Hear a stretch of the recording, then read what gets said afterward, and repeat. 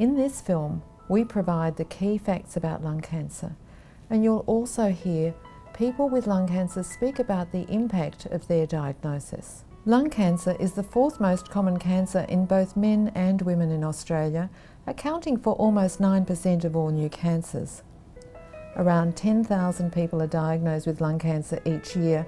That's about 28 people diagnosed each day in Australia, and it's about twice as common in men as it is in women. Lung cancer is the most common cause of death from cancer in Australia, in both men and women. In fact, about 1 in 5 cancer deaths are due to lung cancer. The symptoms that presented with my illness, I felt a night cough. I felt a feeling of just unwell.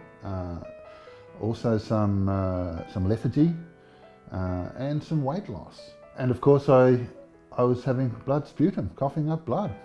I guess I also was a little breathless too, a little short of breath, feeling, just not right, just not feeling well.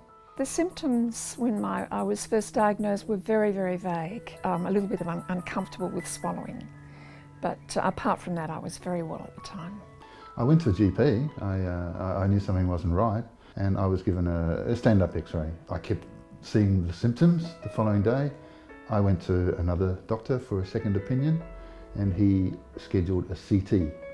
And that's when it became evident. There was a tumour that showed up in the lung. Obviously we didn't know whether it was benign or malignant.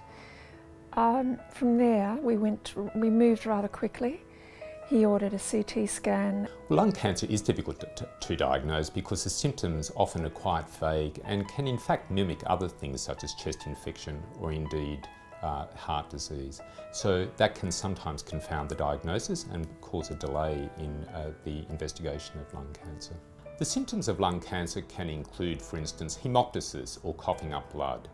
But it can also mean that there are persistent or ongoing symptoms such as a new or changing cough, shortness of breath, unresolved chest infection, chest pain or indeed shoulder pain, hoarseness of voice, or indeed loss of weight. So if anyone has any of these sort of symptoms, particularly if they're lasting towards 2 to 3 weeks, they should really go and see their GP.